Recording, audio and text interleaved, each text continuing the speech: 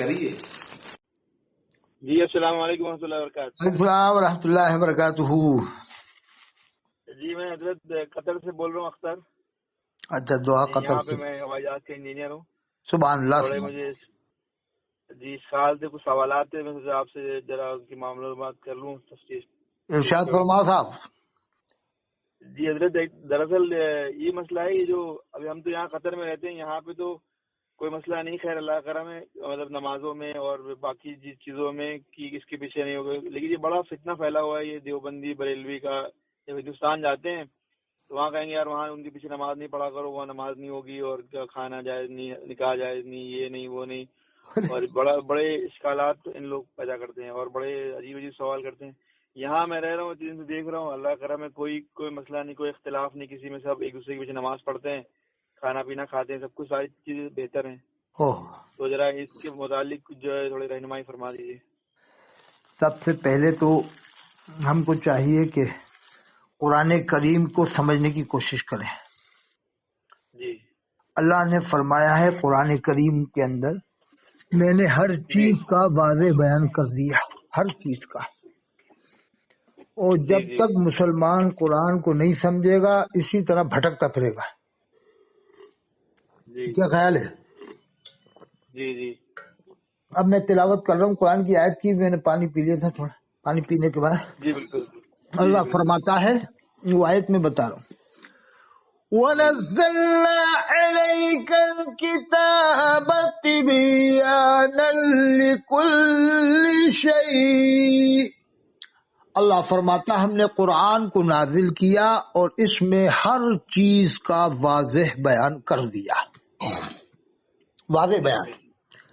اور اللہ کے رسول فرماتے صلی اللہ علیہ وسلم جی حضرت صحابہ کرام کو مخاطب کیا. وہ صحابہ کرام جن کے بارے میں حدیث میں آتا ہے، حضور فرماتے ہیں اصحابی کالنجوم بأیہم اقتدیتم اہتدیتم، کہ میرے صحابہ ستاروں کی مانند ہیں، تم ان میں سے جس کسی کی اقتداء کر لو گے ہدایت پاؤ گے. ان صحابہ کرام کو مخاطب کر کر اللہ کے رسول نے فرمایا کہ دو چیزیں تمہارے درمیان میں چھوڑ رہا ہوں، ایک قرآن، ایک میری سنت. اور ایک موقع پہ فرمایا ایک قرآن، ایک میری عطرت یعنی اہل بیت علیہ السلام. فرمایا ان دونوں کو اگر مضبوط تھام لیا تو پھر کبھی گمراہ نہ ہوگے. تو حضور نے صاف فرمایا کہ اگر انہیں مضبوط تھام لیا تو پھر کبھی گمراہ نہ ہوگے. مطلب کلیئر ہے کہ اگر چھوڑ دیا تو گمراہ ہو جائیں گے. بالکل بے شک. تو آج جو مسلمان گمراہ ہو رہے ہیں، فرقوں میں بھٹک رہے ہیں، یہ دیوبندی، وہ بریلوی، وہ الہدی، وہ مودودی، اس کی وجہ یہی ہے کہ قرآن و حدیث کو ایک سائڈ کر دیا ہے، اپنے اپنے عالموں کی کتابیں پڑھوا رہے ہیں مسجدوں کے اندر کہ ہمارے عالم کی پڑھو، کہ ہمارے عالم کی پڑھو، اور قرآن کو ایک سائڈ. میرا تو دلیلیں بھی عزت دیتے ہیں، یہ دلیلیں بھی پتہ نہیں کہاں سے لاتے ہیں، دلیلیں بھی کافی دیتے ہیں، دلیلیں عجیب عجیب سی دلیلیں. اب دیکھو لوگ کہتے ہیں کیا اس کتاب میں قرآن نہیں ہے، ایسا بھی کہتے ہیں اس کتاب میں کیا قرآن نہیں ہے، کیا حدیث نہیں.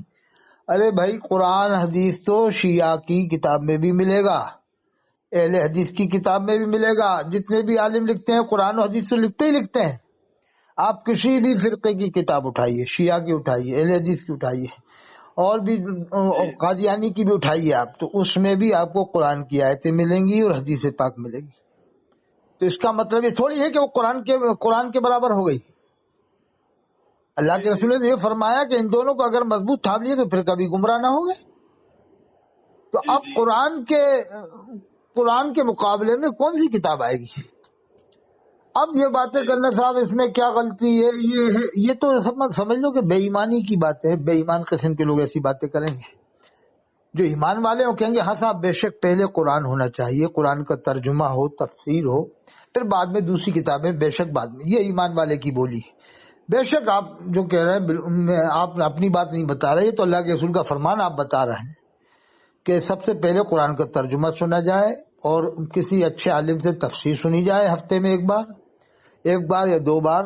اور ہر شہر میں کم سے کم، اگر چھوٹا شہر ہے تو 10 مسجدوں میں قرآن کی تفسیر ہو، اور بڑا شہر ہے تو یعنی جیسے لکھنؤ ہے، لکھنؤ میں کم سے کم 100 جگہ تفسیر ہونا چاہیے. اب میں آپ کو بھوپال کی بات بتا رہا ہوں. الحمدللہ بھوپال کے لوگ اس معاملے میں جو نوجوان طبقہ، سب کو تو نہیں کہوں گا بھوپال والوں کو، اس لیے کہ سب تو دوسرے ہی مزاج کے لوگ ہیں وہاں. یعنی 1 2 3 4 5 6 نمبر جو دے دیے گئے بس وہ اس سے آگے نہیں بڑھنا چاہتے، بس 6 نمبر. وہ بھوپال میں اس مزاج کے لوگ زیادہ 6 نمبر مزاج کے. تو بھوپال میں جو قرآن کی تفسیر کرتے ہیں، الحمدللہ آپ کو بتاتا ہوں میں 89 مسجدوں میں علماء کرام قرآن کی تفسیر بیان کر رہے ہیں. سبحان اللہ. کم بیش 89 میرے پاس لسٹ آئی ہوئی نا، ماں نمبر کے عالموں کے نام کے ساتھ لسٹ آئی ہوئی تھی. اس میں عالموں کے نام بھی، موبائل نمبر بھی، اور جہاں جہاں وہ تفسیر کرتے ہیں وہ جگہ کے نام بھی. تو مجھے بڑی خوشی ہے کہ الحمدللہ بھوپال کے نوجوان جاگے ہیں. لیکن افسوس یہ ہے کہ ان کی جو لوگ تفسیر بیان کرتے ہیں وہ سننے والے بہت کم ہوتے ہیں. جبکہ بھوپال تو بالکل آبادی مسلمان سے کھچا کھچ بھری ہے. لیکن ایک بار میں گیا، ہمارے استاد تفسیر بیان کرتے تھے، رئیس العلماء مفتی اعظم مدھیہ پردیش اس زمانے اس وقت کے سب سے بڑے مفتی ہیں مدھیہ پردیش کے، سمجھ لو. حافظ مسائل مفتی رئیس احمد خان صاحب، مفتی رئیس احمد خان صاحب پوری 2 بار تفسیر بیان کر چکے ہیں مکمل. اب تیسری بار شروع کر دیے، سورہ مریم تک سنا چکے ہیں، سورہ مریم تک تیسری بار. تو وہ آئے تھے ابھی ہمارے فروج میں آئے تھے، تو میں گھر پہ بھی ناشتے کے لیے لے آیا تھا. تو میں نے معلوم کیا تو حضرت سے پوچھا تو حضرت نے کہا سورہ مریم تک ہو گئی ہے تفسیر. اب تو اور زیادہ ہو گئی ہوگی کیونکہ ٹائم کافی ہو گیا. تو وہ تفسیر جہاں بیان کرتے تھے، میں گیا ایک بار سلطانیہ مسجد میں سوچا آدمی کافی ہونا چاہیے. تو وہ میں اختتام پہ پہنچا بالکل لاسٹ ٹائم پہ، تو گنتی کے آدمی نکل رہے. ارے بڑا دیکھ کے وہ ہوا کہ یار اتنی بڑی بھوپال کی آبادی اور گنتی کے آدمی تفسیر سننے کے لیے آتے ہیں. ایک جگہ مدار المحمد مسجد بھوپال میں نے وہاں دیکھا، شاید وہاں پر 4 5 آدمی تھے، کیا تھے اللہ جانے. تو یہ اس زمانے میں جو ایک ذہن بنا دیا گیا ہے نا کہ ہم اپنی ایک خاص فکر سے آدمی کو منسلک کر رہے ہیں، کہ مربوط کر رہے ہیں کہ جو ہم فکر دے رہے ہیں بس اس تک رہو، اس کے آگے مت بڑھو. یعنی جو پارٹی بندی کا دور چل رہا ہے نا کہ اپنی اپنی پارٹی کے، بس ہماری پارٹی کے مزاج سے آپ رہو. یعنی ایک وہ آفاقانہ مزاج نہیں دے رہے. جو شاعر مشرق علامہ اقبال نے کہا ہے کہ کافر کی یہ پہچان کہ وہ آفاق میں گم ہے، مومن کی یہ شان کہ گم ہے اس میں آفاق. یعنی مومن کی تو یہ شان ہو چاہیے پوری دنیا کا چکر لگاتا رہے، تصورات میں، تخیلات میں، تقیصات کے اندر پوری دنیا کا راؤنڈ کرے گھر بیٹھے. وہ مومن کی شان ہے. حضور کا فرمان بھی اس بارے میں، اتقوا فراست المومن، مومن کی فراست سے ڈرو، فإنہ ینظر بنور اللہ، بے شک وہ اللہ کے نور سے دیکھتا ہے. تو وہ اللہ کے نور سے پوری دنیا کا گشت لگائے، دیکھے کہ کہاں امریکہ میں کیا ہو رہا، افریقہ میں کیا ہو رہا، انگلینڈ میں کیا ہو رہا، امریکہ. ہمارے بزرگوں نے تو اس کام کو پریکٹیکل کے طور پہ کر کے دکھا دیا.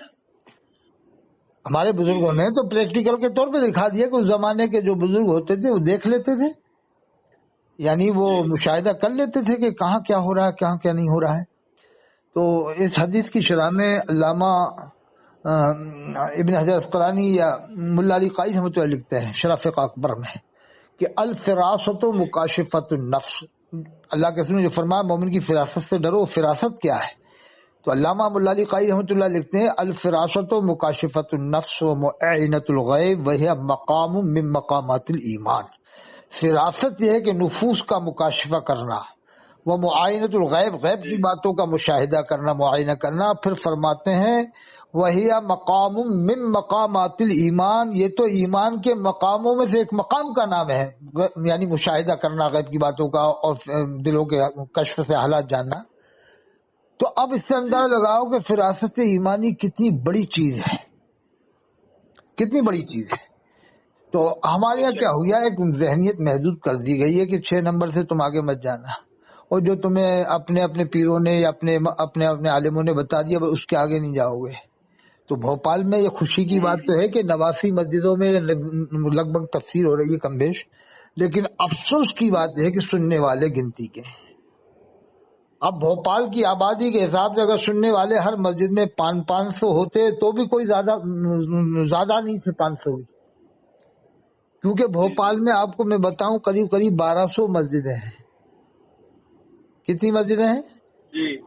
1200 مسجدوں کے اگر آدمی جوڑو تو ہر مسجد میں 100 آدمی ہوتے ہیں، کسی میں 500 ہوتے ہیں. ننی بیوالی میں ہم نے دیکھا 500 تک آدمی ہوتے ہیں، لگ بھگ 500 یا 1000 تک ایسے ہی کچھ آدمی آتے ہیں نماز پڑھنے. یعنی پوری مسجد جیسے جمعے میں بھرتی ہے ایسی بھرتی ہے ننی بیوالی مسجد. اور بھی مسجدیں وہاں ایسی بھرتی ہیں، 5-5 صفحے 7-7 صفحے. تو اگر 1200 مسجدوں کا حساب لگائے تو 89 مسجدوں میں اگر تفسیر سننے آئے تو میں کہہ رہا ہوں کہ جگہ نہیں ملے. جی بالکل بالکل. 1200 مسجدوں میں لگ بھگ سمجھ لو بھوپال میں کم سے کم 500 مسجدوں میں جمعہ ہوتا ہے، 400-500 مسجدوں میں. اب جمعے میں آپ جانتے ہو پوری مسجد بھر جاتی ہے. اگر میں کہہ رہا ہوں کہ بھوپال میں 10% بھی اگر تفسیر سننے جائے نا علماء کی تو میں کہہ رہا ہوں کہ جگہ نہیں ملے وہاں پر 89 مسجدوں میں. تو میری آپ کی جو بات ہو رہی ہے، میرا تو پیغام بھوپال تک بھی ہے کہ بھوپال کے لوگ خوش قسمت ہیں کہ 89 مسجدوں میں اتنے علماء تفسیر بیان کر رہے ہیں. حضرت مولانا قاضی مشتاق احمد صاحب مدنی جو قاضی شیر بھوپال ہے، حضرت مولانا قاضی سید مشتاق صاحب بہت قابل شخصیت ہے وقت شاہ قاضی شیر بھوپال، وہ بھی تفسیر. حضرت مولانا سید شرافت علی صاحب ندوی جو مفتی خطیب اعظم مدھیہ پردیش سب سے بڑے مقرر ہیں، وہ بھی تفسیر کرتے ہیں. حضرت مولانا مفتی ابوالکلام صاحب قاسمی بھی کرتے ہیں. حضرت مفتی عبد الرحمان صاحب ندوی بھی کرتے ہیں. تو یعنی میں نام بتا دیے تو یعنی یہ نام میں بتا رہا ہوں آپ کو. اس کے علاوہ اور مفتی ضیاء اللہ صاحب قاسمی بھی اور بہت سارے علماء. تو یہ بھوپال کے لوگ اتنے خوش قسمت ہیں کہ اتنے علماء تفسیر بیان کر رہے ہیں پھر بھی سننے نہیں جا رہے. یہ افسوس کی بات ہے کہ نہیں ہے؟ بالکل بالکل. بتائیے افسوس کی بات ہے کہ اتنے علماء آپ کو تفسیر سنانا چاہ رہے ہیں اور آپ سننا نہیں چاہ رہے. اگر مان لو 100 آدمی آتے بھی ہیں تفسیر میں تو 100 آدمی کا مطلب یہ ہوتا ہے 89 مسجدوں میں 9000 آدمی، اور بھوپال میں آبادی مسلمانوں کی کم بیش 9 لاکھ. تو کیا پرسنٹیج بن رہا ہے؟ سمجھ لو کہ 1% بن رہا ہے. 1% لوگ آ رہے ہیں. 1%، ہاں مشکل. یہ تو میں بہت زیادہ بتا رہا ہوں. 1% 100 آدمی تو شاید میرے خیال سے مجھے تو اب جانا پڑے گا، دیکھنا پڑے گا کیا حال ہے وہاں پر. لیکن جو میں نے دیکھا ایک جگہ وہ مفتی رئی صاحب جب نکل رہے تھے تو بہت کم آدمی نکلے، یعنی گنتی کے آدمی نکلے تھے، 20-25 جو بھی ہوں، لگ بھگ 30. جبکہ مفتی اعظم مدھیہ پردیش ہے.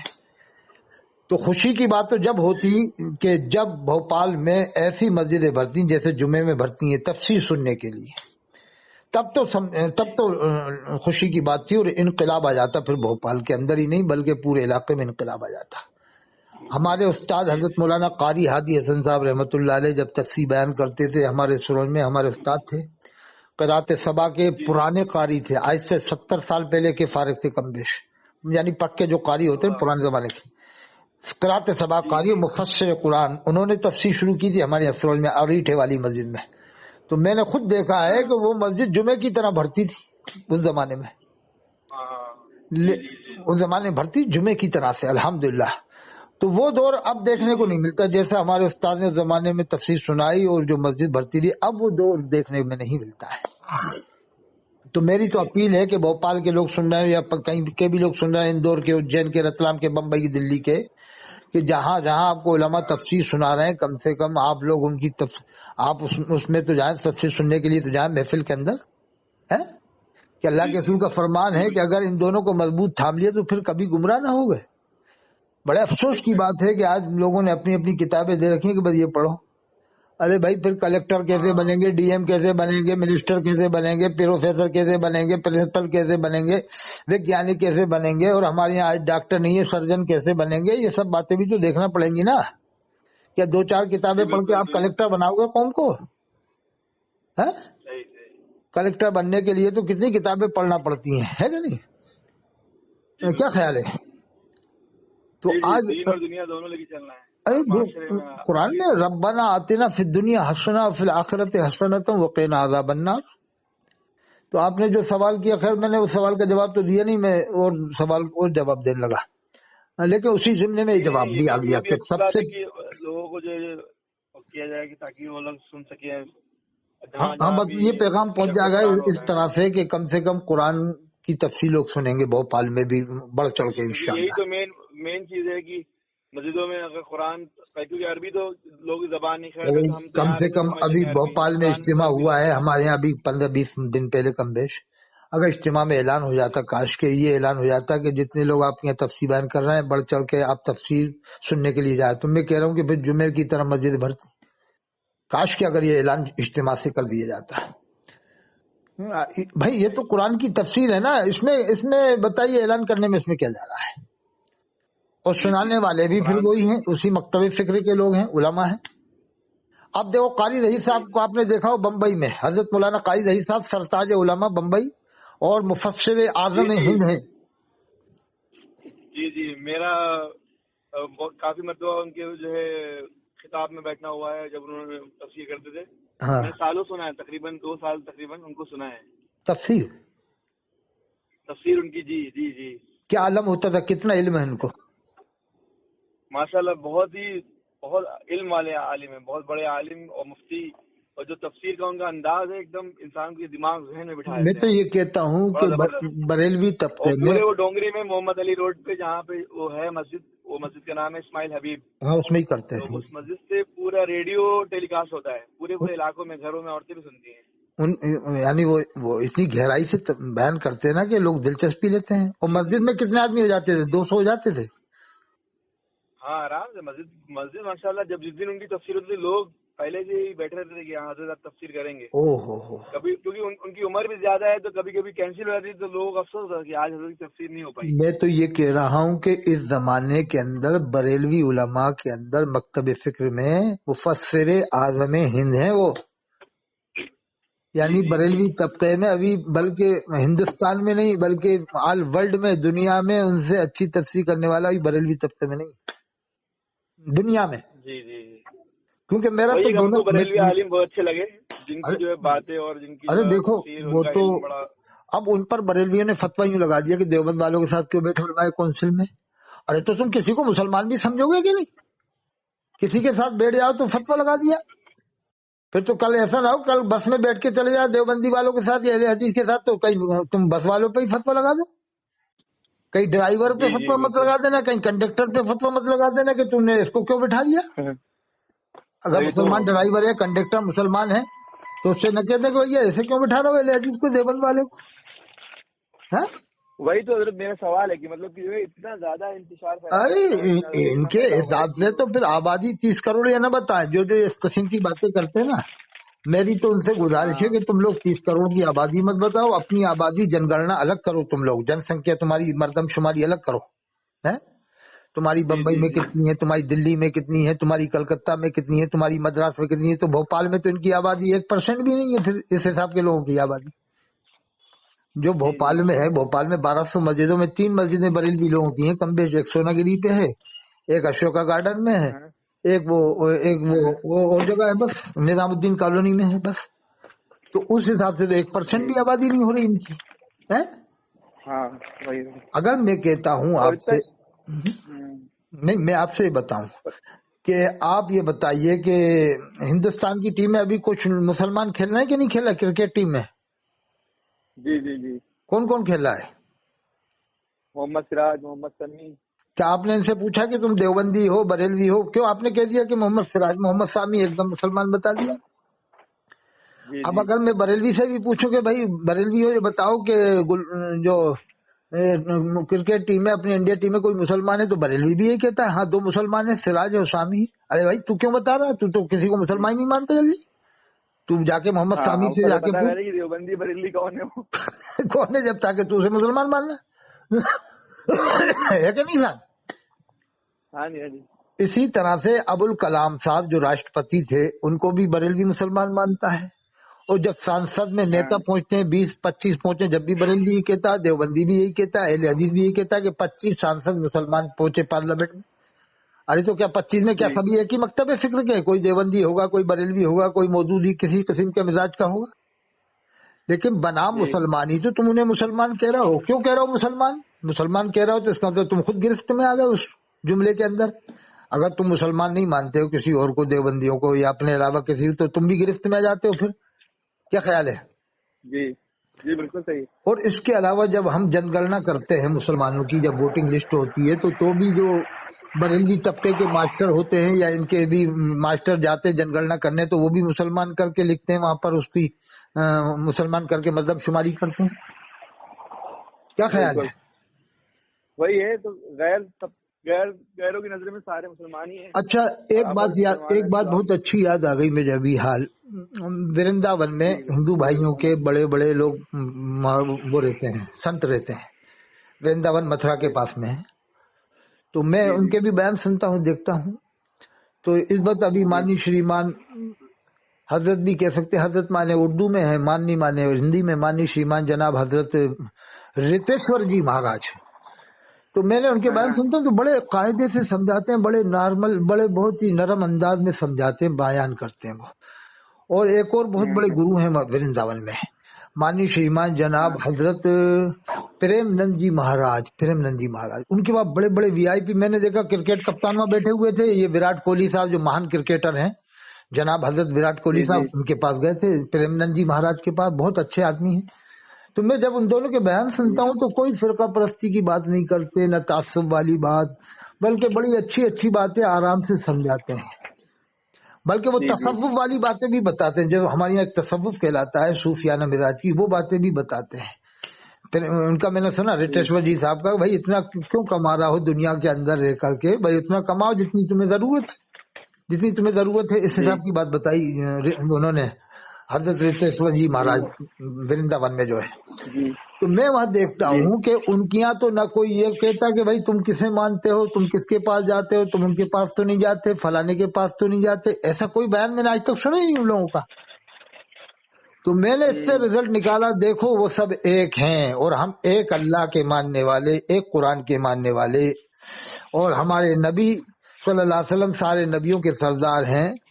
लेकिन उसके बावजूद हम अनेक हैं कि ये देवबंदी है, ये बरेलवी है, ये अहले हदीस है, ये मौदूदी है, ये अख्तारी है, ये शाकिरी है?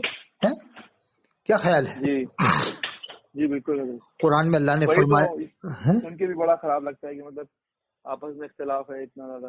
अरे मैं कह रहा हूँ कि सनातन धर्म के जो हिंदू भाइयों के बड़े बड़े वो है गुरु हैं, आप उनके बयान सुन लो और ये बातें सुन के बताओ मुझे, कहीं कहा उन्होंने कि भाई तुम कहाँ जाते हो, किसको मानते हो, कुछ नहीं करते, ऐसी बातें नहीं करते हो लोग। हमारे यहाँ तो बात बात में फतवे, अगर उलमाए कौंसिल में हजरत मौलाना काजी जहीर साहब बैठ जाए बम्बई में तो फतवा के साहब देवबंदी वालों के साथ बैठा है, और सुल्तानुल मुजाहिदीन हजरत मौलाना तौकीर साहब जो शान खानदान रजा है इस वक्त, वो अगर देवबंद चले जाए तो फतवा के देवबंद क्यों चलेगा? अरे क्या तुमसे पूछ के जाए, फिर क्या तुमसे पूछ के जाए कहीं?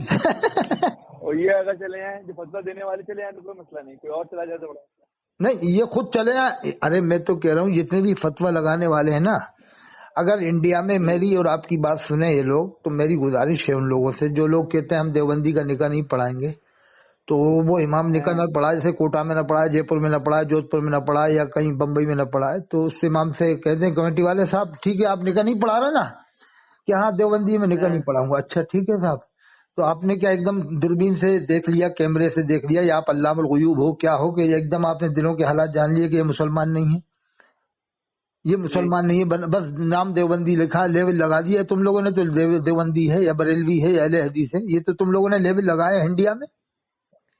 कुरान में तो अल्लाह ने फरमाया है वला तमूतुन्ना इल्ला व अंतुम मुस्लिमून,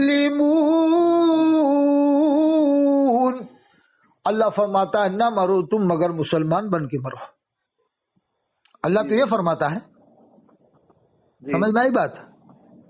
जी बिल्कुल। अल्लाह ने ये तो फरमाया नहीं कि न मरो तुम मगर बरेलवी बन के मरो, न मरो तुम मगर देवबंदी बन के मरो, न मरो तुम मगर अख्तारी बन के मरो, न मरो तुम मगर शाकिरी बन के मरो। अल्लाह ने तो फरमाया न मरो तुम मगर मुसलमान बन के मरो। और कुरान में तवफ़नी मुस्लिमौ व अलहिक़नी बिस्सालिहीन, हम दुआ करते हैं या अल्लाह तू हमें मौत दे तो मुसलमान बना कर दे, व अलहिक़नी बिस्सालिहीन, और हमारा हशर नेक लोगों के साथ फरमा। और एक और जगह कुरान में अल्लाह फरमाता है या अय्युहल्लज़ीना आमनू दुखुलू फिस्सिल्मि काफ़्फ़ा, अल्लाह फरमाता है ए ईमान वालो इस्लाम में मुकम्मल दाखिल हो जाओ। वला तत्तबिउ खुतुवातिश शैतान, अल्लाह फरमाता है शैतान की इत्तिबा न करो, इन्नहु लकुम अदुव्वुम मुबीन, बेशक वो तुम्हारा खुला दुश्मन है। اب یہ بتائیے، یہ کہتے ہیں ہم دیوبندی کا نکاح نہیں پڑھائیں گے، اس سے امام کہہ دیں، وہ سورت والے کہیں، احمد آباد والے کہیں، امام صاحب نکاح نہیں پڑھاؤ گے نا آپ؟ کہ ہاں نہیں پڑھائیں، کیوں کہ دیوبندی؟ اچھا آپ کی آئی ڈی دیں ذرا، امام صاحب سب کے سامنے مانگے آئی ڈی، کیا بات ہے؟ نہیں دیں آپ آئی ڈی دیں، کوئی بات نہیں، آپ آئی ڈی دیں، ٹھیک ہے صاحب یہ آئی ڈی، اب امام صاحب کی آئی ڈی لے کر موبائل میں سیو کر لیں، واٹس ایپ میں لے لیں، اور 10 لوگوں کو بھیجیں اسی جگہ جہاں کا وہ امام رہنے والا ہے، اپنا پیسہ خرچہ کر کے 1 لاکھ یا 50,000 کرایہ بھاڑا میں بھی دے سکتا ہوں اس معاملے میں، کوئی مجھ سے کہے تو میں بھی دوں گا 10,000 20,000 دلواؤں گا۔ ایک بار یہ ہونا چاہیے ایسے لوگوں کے بارے میں کہ امام صاحب آئی ڈی دے، اور بھی ایسے جو امام اس طرح کی حرکتیں کر رہے سب کی آئی ڈی لے کے، پروف لے کے 10-20 اماموں کا پورے پتے کے، یہ امام کہاں کے؟ رامپور کے، کون سی جگہ؟ سوار کے، یہ کہاں کے؟ مراد آباد، کون سی جگہ؟ کندر کی کے، یہ امام کہاں کے؟ بلاسپور کے، کون سی جگہ؟ فلان جگہ، یہ امام کہاں کے؟ کہ اندور کے، کون سے جگہ کے؟ کہ فلانی جگہ کے۔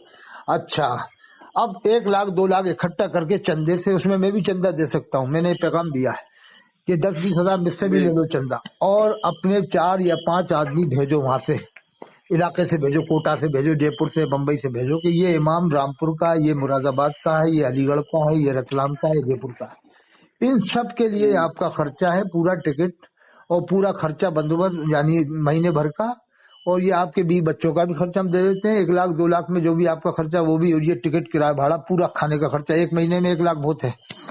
پوری انکوائری لے کے آؤ کہ امام کی بہن کہاں ہے، یہ جو امام وہاں کا رہنے والا ہے رامپور کا، اس کی یہ آئی ڈی ہے، یہ پتہ ہے، اب وہاں جا کر پورا چیک کرو کہ یہ اس کی بہن کہاں ہے صاحب، اس کے سب جان لیں گے وہاں کے لوگ، کہ جہاں کا پتہ ہو تو سب بتائیں گے، سب ہاں یہ تو ہمارے یہاں کے ہیں۔ اب بتائیے صاحب ان کی رشتے داری کیا ہے صاحب دیوبند والا؟ ہاں اس کی تو بہن وہاں پر ہے فلاں جگہ رامپور میں دیوبندی میں، ایک بہن اس کی مراد آباد میں۔ اچھا صاحب ہمیں کچھ لکھ کے دے دیں تیری، تاکہ ثبوت کے طور پہ ہم بتائیں گے، آپ آڈیو میں بھی بول دیں، تھوڑا ویڈیو میں بھی بول دیں، تاکہ ہم ثبوت کے لیتے۔ ہاں بالکل ہم تو بول دیں گے۔ اچھا صاحب اور یہ فلانا امام یہ کہاں کا ہے؟ یہ مراد آباد کا، کہاں؟ کندر کی، وہاں جاؤ کہ صاحب اس کو آپ ہاں جانتے ہیں صاحب، اس کی ارے اس کا تو چچا پکا دیوبندی ہے، اس کا تو ماموں پکا دیوبندی، ارے آپ ثبوت دیں گے؟ ہاں بالکل ہم تو بول دیں گے، ویڈیو میں آڈیو میں بول دیں۔ بولیے صاحب ذرا ہمیں لوگوں کو دکھانا ہے، کوٹا میں جا کے، جے پور میں جا کے، بمبئی میں جا کے۔ میں کہہ رہا ہوں اگر جس دن عوام نے 2 لاکھ روپے خرچہ کر دیا نا، کوئی زیادہ نہیں ہے 2 لاکھ، مجھ سے بھی 20,000 لے لے عوام، 2 لاکھ خرچہ کر دیا تو ان مولویوں کی پوری پول پٹی ویڈیو کے ذریعے پبلک کے سامنے جائے گی، دیکھو یہ کٹر پنتھی کرتے تھے، نکاح نہیں پڑھاتے تھے، اس کی بہن فلاں جگہ دیوبندی میں، اس کا ماموں کٹر دیوبندی ہے، اس کا چچا دیوبندی ہے۔ اب اس سے کہلوا امام سے کہ اپنے چچا کو کافر کہتا ہے کہ نہیں، بول کہے گا کہ نہیں؟ سب کے سامنے بولو، کافر کہو گے کہ نہیں کہو گے، ویڈیو میں ڈالو تاکہ تمہارے چچا تک وہ بات پہنچائی جائے، پھر تیرا چچا تیرے سے ناراض ہو۔ تو اپنے ماموں کے بارے میں بتا، تو اپنی بہن کے بارے میں بتا، تیری بہن جو دیوبندی کے گھر میں گئی ہے، تو اس کو کافرہ کہے گا کہ نہیں کہے گا؟ تیری بہن کو کیوں نہیں کہے گا؟ جب تو یہاں نکاح نہیں پڑھا رہا تو اپنی بہن کو کافرہ کیوں نہیں کہے گا؟ ہے کہ نہیں؟ تو یہ تو خود دیوبند والوں میں لڑکی دیتے ہیں، مجھے تو سب معلوم، مجھے معلوم ہے کتنی جگہ لڑکی ہیں ان مولویوں نے۔ یہ ایک مئو رانی پور میں امامت کرتا ہے، جھانسی مئو رانی پور میں، اس کی دونوں بہن دیوبندی کے گھر میں ہیں، نجیب آباد میں رہتے ہیں، نجیب آباد کا دونوں بہن دیوبندی کے گھر میں ہیں، مجھے معلوم ہے، میں گیا، اور فارغ ہے جامعہ امجدیہ سے، لڑکیاں بھی وہیں سے پڑھی ہوئی ہیں۔ تو اب یہ بتائیے کہ خود تو دے رہا ہے دیوبندیوں میں لڑکی ہیں، اور دوسروں کو منع کر رہا ہے، ایسے میں کتنے رشتے بتا دوں آپ کو؟ آپ کو بھی معلوم ہوگا نا کہ بغیر رشتے کیے ہم کیسے دنیا میں رہ سکتے ہیں، آپس میں کرنا پڑے گا نا صاحب۔ بالکل بالکل۔ یہ بتاؤ کیا اتنی بڑی آبادی میں ہم کیا اپنے اپنے میں رشتے کر سکتے ہیں؟ بہت مشکل بات ہے، بہت مشکل ہے۔ بنام کلمہ پڑھنے والا جو ہے اس میں رشتہ کرنا پڑے گا آپ کو۔ ہاں یہ ہے کہ کوئی گستاخی کر دے تو گستاخی تو کون کرے گا؟ کوئی پاگل تھوڑی ہو گیا مسلمان جو گستاخی کر دے گا صاحب، کیا خیال ہے؟ ارے کوئی وسیم رضوی، سلمان رشدی جیسے سب مسلمان پاگل تھوڑی ہیں، وسیم رضوی کو، سلمان رشدی کو مسلمانوں نے بائیکاٹ کر دیا، کیا خیال ہے؟ شیعوں نے وسیم رضوی کا بائیکاٹ کر دیا، وہی، جبکہ ان کے پھر کیا کہتے ہیں وہ۔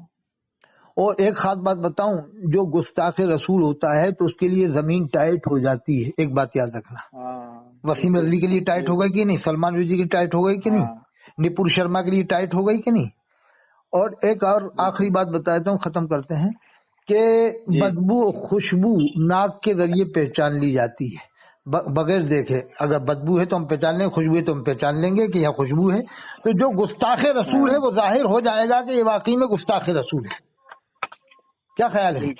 जी बिल्कुल। अच्छा ये बताओ, गुस्ताख रसूल को कौन मुसलमान छोड़ देंगे? न देवबंदी छोड़ेंगे, न बरेलवी छोड़ेंगे, न अहले हदीस छोड़ेंगे, न मौदूदी छोड़ेंगे, न शिया छोड़ेंगे। शिया भी मार डालेंगे गुस्ताख बिल्कुल रसूल को। क्या ख्याल है? बिल्कुल जी अच्छा बिल्कुल। एक खास बात वो बताऊं, जो मुसलमान पागल होते ना, जिनके दिमाग नहीं होते, वो मुसलमान जी भी हुजूर की शान में कभी गुस्ताखी नहीं करते। कभी आपने सुना कभी कोई, जैसे मुसलमान पागल है, दीवाना फिरता है, कभी उसके मुंह से गुस्ताखी सुनी आपने? कभी वाकया सुना ऐसा? नहीं नहीं कभी नहीं। अरे जो पागल है, दिमाग से पागल है, वो गुस्ताखी नहीं करता हुजूर की शान में। तो जो एक दिमाग रखने वाला है, कलमा पढ़ने वाला है, नमाज पढ़ने वाला है, रोजा रखने वाला है, और जो दाढ़ी रखने वाला है, वो कैसे हुजूर की शान में गुस्ताखी कर देगा? बिल्कुल बिल्कुल।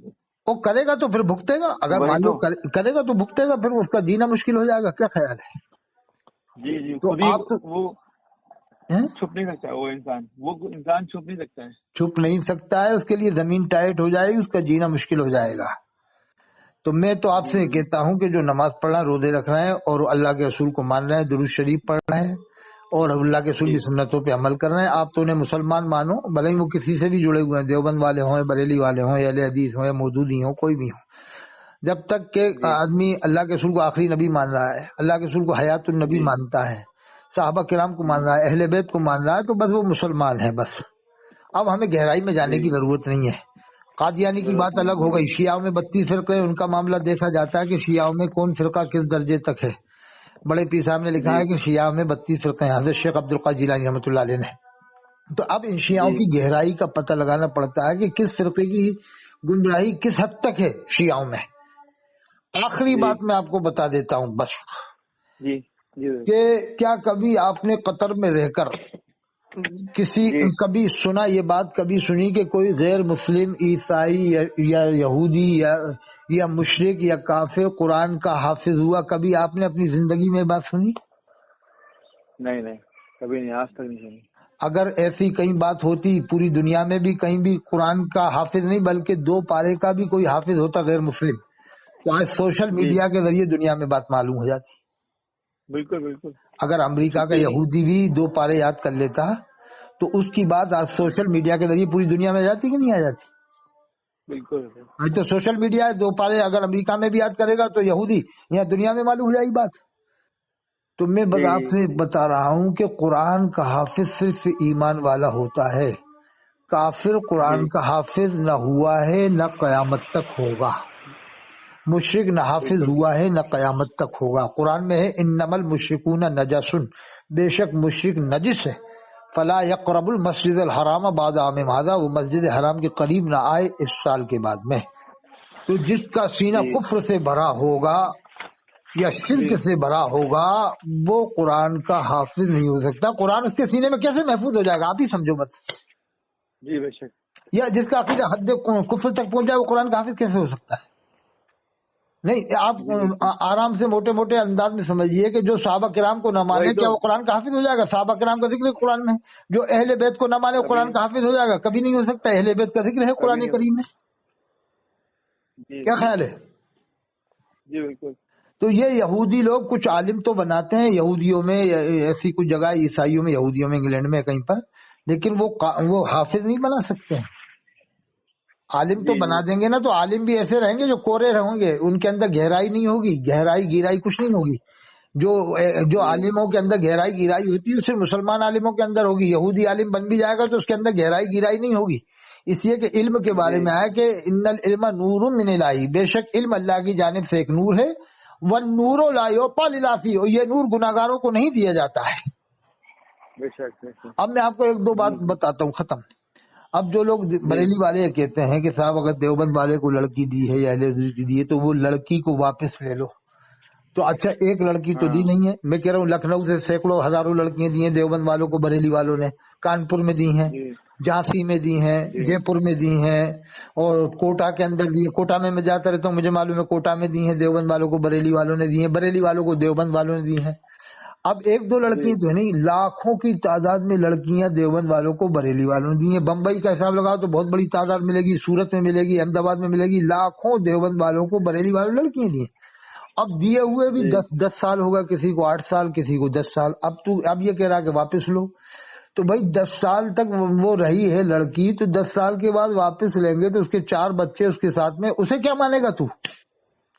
ہاں نہیں اس سے ہی سوال کرو، ان بچوں کو کیا مانے گا؟ اسے حلالی مانے گا یا نہیں مانے گا؟ تو تیرے حساب سے جب تو یہ مانا نکاح نہیں ہوا تو 10 سال تک جو لڑکی رہی ہے، پھر تیری بہن رہی ہے، کسی کی بیٹی رہی، تو وہ اس بیٹی کو کیا مانے گا جو 10 سال اس کے ساتھ میں رہی، جس کے تو مانا کہ نکاح نہیں ہوا؟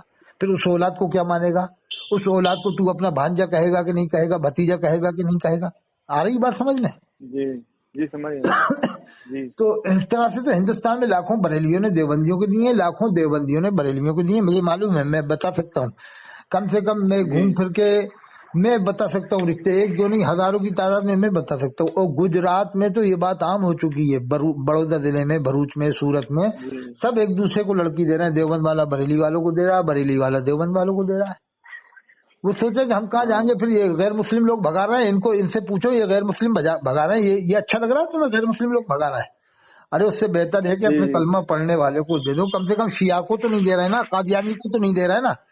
دیوبند بریلی یہ دونوں ایسے لوگ ہیں جو چاروں سلسلے مانتے ہیں، چاروں اماموں کو ہی مانتے ہیں، اور پیری مریدی کو ہی مانتے ہیں، دونوں مانتے ہیں، دیوبند والے ہی مانتے ہیں، بریلی والے ہی مانتے ہیں، اور دونوں صحابہ کو مانتے ہیں، دونوں اہل بیت کو مانتے ہیں، دونوں 20 رکعت تراویح پڑھتے ہیں۔ اب رہی اہل حدیث مودودی تو وہ بھی مسلمان ہے، اس لیے کہ صحابہ اہل بیت کو تو وہ مانتے ہیں نا، کم سے کم اہل حدیث مودودی، لیکن یہ دو تو کمپلسری ہیں، یہ دونوں تو تقلید کرتے ہیں۔ اللہ کے رسول نے فرمایا کہ سواد اعظم کی اتباع کرو، اللہ کے رسول صلی اللہ علیہ وسلم نے فرمایا میری امت گمراہی پر جمع نہیں ہوگی۔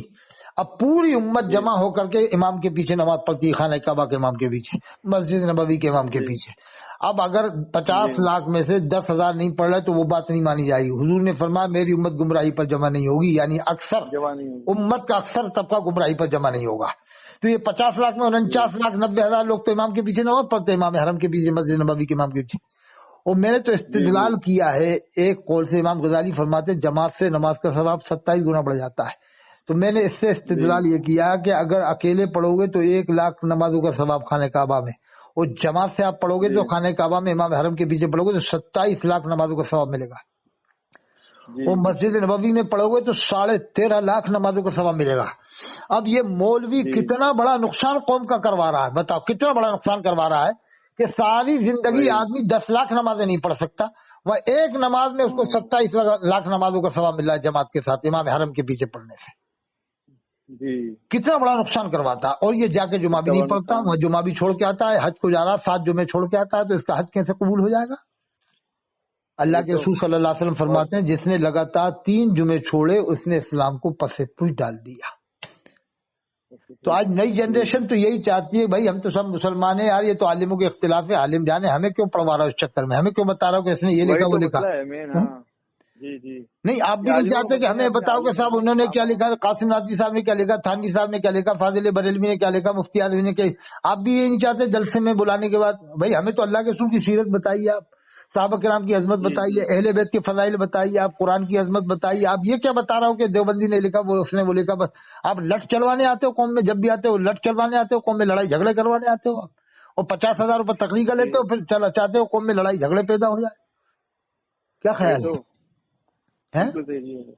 میں کہہ رہا ہوں کہ قوم اب سمجھ جائے گی انشاءاللہ، دیکھنا انشاءاللہ میری پیشن گوئی ہے، آپ یاد رکھنا کہ ان قریب 1-2 سال کے اندر اسٹیج کے اوپر لوگ باگ سوال کرنے کھڑے ہو جائیں گے، پہنچ جائیں گے کہ مقرر صاحب آپ کو 50,000 روپے دے کے کیسے ہی بلایا تھا کہ تم دیوبندی وہابی کرو یہاں کے، ہم نے تمہیں سیرت رسول سنانے کے لیے بلایا تھا کہ یہ سب کام کرنے کے لیے بلایا تھا؟ اتنا بڑا مجمع جمع کیا، تمہیں اتنے پیسے دیے کہ اس لیے بلایا تھا کہ تم یہ بتاؤ دیوبند والے نے لکھا اس نے وہ لکھا، تم تو رسی کا صاحب بات کا بتنگڑا بنا کے بس قوم میں لڑائی جھگڑے پیدا کروا جاؤ۔ ہمیں کیا معلوم کس نے کیا لکھا ہے، بھائی جس نے لکھا وہ جانے نا، اس لکھے ہوئے کو ہم تھوڑی پوچھ رہے ہیں کس نے کیا لکھا ہے۔ ایسے یہ آج کے زمانے سے تھوڑی لکھا چلا رہا ہے، 1000 سال پہلے سے علماء میں غلطیاں چلی آ رہی ہیں، کتابوں میں بہت سے علماء نے غلطیاں کی ہیں، 500 سال پہلے کے عالموں نے غلطیاں کی ہیں، تو کیا سب بتاؤ گے کہ انہوں نے کیا لکھا انہوں نے کیا لکھا؟ کیا یہی بتانے آیا تو کہنا مولوی صاحب پھر تو تم دیوبند بریلی کی بتا رہے، ہمیں ان سے پہلے والوں کی بتا دے کہ انہوں نے بھی بہت سی غلطیاں کی ہیں کتابوں سے، کیا یہی کرتے رہو گے تم زندگی بھر کہ اس نے یہ لکھا اس نے وہ لکھا ہے؟ اللہ کے رسول فرماتے ہیں یسروا ولا تعسروا، آسانیاں پیدا کرو لوگوں کے اوپر، تنگی پیدا نہ کرو، یعنی آسانیاں پیدا کرو لوگوں کے اوپر، حضور کا فرمان ہے۔ حضور نے فرمایا لوگوں پر آسانیاں پیدا کرو، تنگی پیدا نہ کرو۔ اللہ کے رسول نے فرمایا صلی اللہ علیہ وسلم کہ بشروا ولا تنفروا، بشارت دو لوگوں کو نفرت مت دلاؤ۔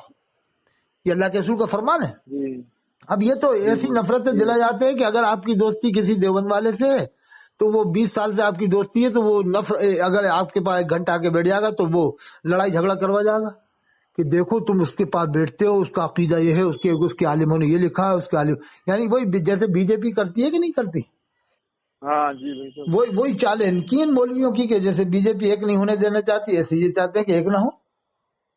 قرآن میں اللہ نے فرمایا واعتصموا بحبل اللہ جمیعا، اللہ فرماتا سب مل کر اللہ کی رسی کو مضبوط تھام لو، ولا تفرقوا، تفرقہ مت کرو. ہم تو کہہ رہے ہیں دیوبند والا دیوبندی کے پیچھے نماز پڑھے، بریلی والا بریلی والے کے پیچھے پڑھے، اہل حدیث والا اہل حدیث والے کے پیچھے پڑھے، لیکن تفرق مت کرو. جس کے پیچھے پڑھنا پڑھو، جس کی کتابیں تمہیں پڑھنا پڑھو، لیکن سب سے پہلے قرآن کو سمجھو. اور اگر قرآن کو سمجھنا ہی ہے تو 150 سال پہلے کے عالموں نے جو تفسیر لکھی ہے اس کے ذریعے قرآن کو سمجھو، کہ اس زمانے میں کوئی فرقہ نہیں تھا 150 سال پہلے اس طرح کا، جیسے شاہ عبد العزیز صاحب محدث دہلوی رحمۃ اللہ علیہ. تو اب دیکھو بریلوی عالموں میں بڑے اچھے اچھے عالم ہیں. 1-2 عالموں کے نام بتا کے ختم کرتا ہوں. حضرت مولانا تطہیر احمد صاحب ہیں، صالح ملت ہیں، فخر العلماء ہیں، یہ ٹانڈا کے رہنے والے، بریلی ٹانڈا. حضرت تطہیر وہ سیدھی سلجھی تقریر کرتے ہیں، بہت اچھے. ایک مفکر صاحب قمر الزمان آدمی صاحب ہیں، وہ اچھی تقریر کرتے ہیں، انگلینڈ میں رہتے ہیں. تو میرا تعلق دونوں طبقوں سے، دیوبند والوں سے بھی ہے، بریلی والوں سے، میں دونوں کے گن گاتا ہوں. یہ نہیں کہ میں ایک کو مانوں، میں تو دونوں کو مسلمان مانتا ہوں. میں کوئی تفرق بازی کروں کہ صاحب اس کو مانوں. ایک مفتی اعظم راجستھان کے حضرت مولانا مفتی اشفاق صاحب، جو مفتی اعظم راجستھان، جو میں نے ان کو حدیث سنایا، انہوں نے میرے لیے دعا کی ہے سنبھل میں. میں نے سنبھل میں حدیث سنایا تھا. سب سے بڑے مفتی تھے راجستھان کے، بڑے باعمل عالم تھے اور بہت بڑا کام کیا انہوں نے دارالعلوم اسحاقیہ جودھ پور میں. آج ان کے مریدین کام کر رہے ہیں. وہ باعمل عالم تھے. تو ایسے باعمل عالموں کی ہم تعریف کر سکتے ہیں. ایک کوٹا میں تھے حضرت مولانا قاضی انوار صاحب، انہوں نے دیوبند بریلی اہل حدیث اور مودودی سب کو ایک ساتھ ملا کر کے رکھا اور کوئی تفرقہ نہیں ہونے دیا کوٹا کے اندر. یہ کوٹا میں ایک مثال میں آپ کو بتا رہا ہوں. حضرت مولانا قاضی انوار صاحب نے، آپ کو تعجب ہوگا، 60 یا 62 سال تک قضیات کیا ہے. کہو سبحان اللہ. 60-62 سال کی تو آج کل عمر ہوتی ہے، انہوں نے 60-62 سال تو قضیات کیا ہے. 62 سال تو عیدگاہ میں نماز پڑھائی، قریب 62 سال. اس کے بعد اپنے بیٹے، ان کے بیٹے کا نام ہے حضرت مولانا زبیر احمد صاحب ندوی، ندوا سے پڑھے لکھنؤ سے. پھر ان کو سنبھلایا، یعنی اتنے سال کے بعد میں آخر عمر میں ان کے بیٹے کو سنبھلایا. یعنی کتنی سوجھ بوجھ کے بعد بیٹے کو سنبھلایا کہ بیٹے کی عمر جب 55-60 سال ہو گئی، جب جا کے بیٹے کو قضیات دیا. جی جی. ایک اور میں بتاتا ہوں، رامپور میں ایک مفتی محبوب صاحب، وہ رامپور کے مفتی اعظم ہیں. انہوں نے جب مفتی بنایا اپنا نائب مفتی، تو کتنے سال بعد بنایا معلوم ہے؟ 20 سال کے بعد مفتی مقرر بنایا ان کو. یعنی 20 سال کے تجربے کے بعد، عالم فاضل بننے کے بعد، مفتی بننے کے بعد 20 سال تک تجربہ کرایا، پھر اپنا نائب بنایا مفتی. ان کا نام ہے مفتی یعقوب صاحب، رامپور کے. تو ان کے بارے میں میں نے سنا کہ اتنی سال ٹریننگ دیا. یہ نہیں کہ مفتی کا کام بہت بھاری ہوتا ہے، مفتی ذمہ دار ہوتا ہے قوم کا. یہ تھوڑی کہ آپ ایک دم آئی عبارت آئی سامنے، ظاہر عبارت آئی، تم نے دل سے کافر بنا دیا اس کو. ارے بھائی، مفتی کا مطلب یہ ہوتا ہے کہ مفتی کم سے کم ولی نہ ہو تو ولی صفت ہو، سب سمجھتا ہو، پوری نظر رہتی ہو، اور فراست ایمانی اس کے پاس ہو، کوئی سمجھ لیتا ہو کہ اس کا مقصد کیا ہے فتویٰ لینے کا، کہیں جھگڑا فساد تو نہیں کرانے کا ہے. تو مفتی محبوب صاحب نے جب مفتی اعظم بنایا، نائب مفتی بنایا مفتی یعقوب صاحب کو، تو اس کے باوجود یہ کہا 20 سال کے بعد کہ کوئی اہم مسئلہ آئے تو اس کو پہلے مجھے چیک کرا دینا. یہ نہیں کہا کہ ڈائریکٹ فتویٰ دینا. 20 سال کے بعد بھی کہا کہ اگر کوئی خاص مسئلہ آئے تو اس کو بھی پہلے مجھے چیک کرانا، پھر فتویٰ دینا. یعنی کتنا باریک کام ہوتا ہے مفتی کا، کتنی باریک کام ہے. جی جی جی. اب میں 1-2 بات مفتی کی بتاتا ہوں، پھر ختم. ایک تھے حضرت قاضی شمس الدین جونپوری رحمۃ اللہ علیہ، جنہوں نے قانون شریعت لکھا ہے، بہت اچھے باعمل عالم، بڑے عالم تھے. ان کے زمانے میں ایک مسئلہ آیا کہ ایک آدمی کہتا تھا تو میرا خدا نہیں، میں تیرا بندہ نہیں، تو میں تیری بات کیوں مانوں. ابھی آج کل کے مفتی، یہ نابالغ مفتی ہے تو فتویٰ لگانے کفر کا گئے تو کافر ہے.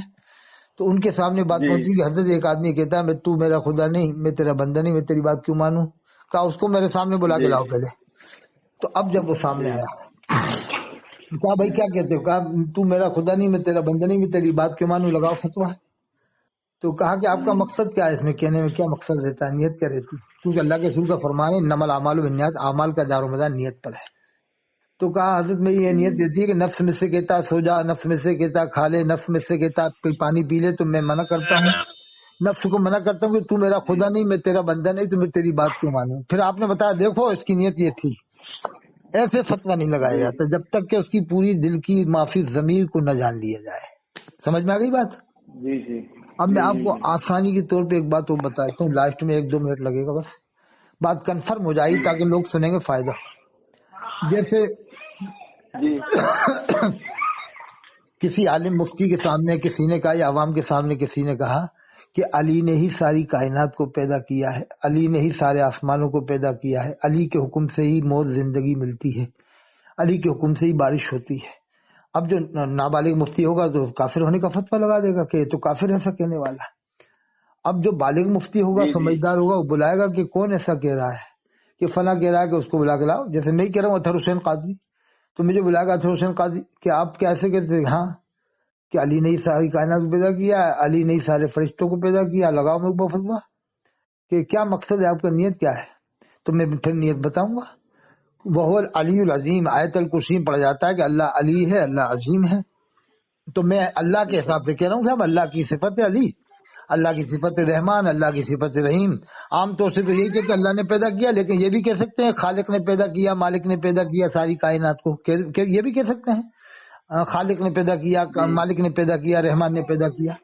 تو میں کہوں گا کہ بھائی میں نے اس نیت سے کہا ہے کہ اللہ کا نام ہے علی, میں نے اس نیت سے کہا ہے کہ علی نے پیدا کیا, نہیں اللہ نے پیدا کیا.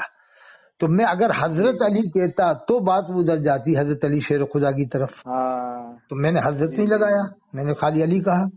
لیکن پھر بھی اس میں ابہام پیدا ہو جاتا ہے, شک شکوک میں لوگ مبتلا ہو جائیں گے اگر ایسی باتیں آدمی کرے گا. لیکن پھر بھی میں ایک مثال کے طور پر بتا رہا ہوں. تو اسی وجہ سے علم غیب کہنے کو جو دیوبند والے خاموش رہتے ہیں وہ اس وجہ سے رہتے ہیں کہ کہیں علم غیب اگر عطائی کی نیت سے ہم کہیں, کہیں وہ ذاتی نہ سمجھ لے عوام کا آدمی, اور ذاتی کو بریلوی بھی نہیں مانتا ہے. صدر فاضل مولانا نعیم الدین مراد آبادی رحمۃ اللہ لکھا ہے کنز الایمان کے حاشی میں کہ جو اللہ کے رسول صلی اللہ علیہ وسلم کو ذاتی علم غیب مانے گا وہ اسلام سے خارج ہو جائے گا. تو اب عطائی کے حساب سے ہم کہہ رہے ہیں کہ علم اللہ کے رسول کو علم غیب تھا عطائی, اب ہم عطائی کا لفظ نہیں لگا رہے, تو پبلک کا آدمی, تو عام آدمی تو جو سمجھدار نہیں ہوگا وہ ذاتی سمجھ لے گا. اس لیے علماء دیوبند علم غیب کہنے میں, علم غیب عطائی کہنے میں ایک دم احتیاط رکھتے ہیں. مانتے سب ہیں کہ اللہ نے جو علم دیا ہے وہ سب مانتے ہیں. قرآن میں وما کان لیطلعکم الغیب, اللہ تعالیٰ اپنے غیب پر کسی کو مطلع نہیں کرتا. ولکن اللہ یجتبی من رسولہ من یشاء, اللہ تعالیٰ اپنے رسولوں میں سے چن لیتا ہے جس کو چاہتا ہے اس کو عطا فرماتا ہے. تو یہ اس لیے احتیاط کیا جاتا ہے کہیں عوام کے دلوں میں کہیں ایسا نہ ہو جائے معاملہ, کیوں عوام تو اتنی سمجھتی نہیں ہر بات کو گہرائی سے. کیا خیال ہے؟ جی ٹھیک ہے, میں نے آپ کو یہ بتا دیا کہ آپ تو سب کو مسلمان سمجھے, جب تک کفر آپ کے سامنے ظاہر نہ ہو جائے یا فعل ظاہر نہ ہو جائے یا قول اس کا ظاہر نہ ہو جائے, جب تک آپ اس کو مسلمان مانیں بس. ٹھیک ہے, میں ڈلوا سکتا ہوں, اس کو اجازت ہے تفصیل کے ساتھ؟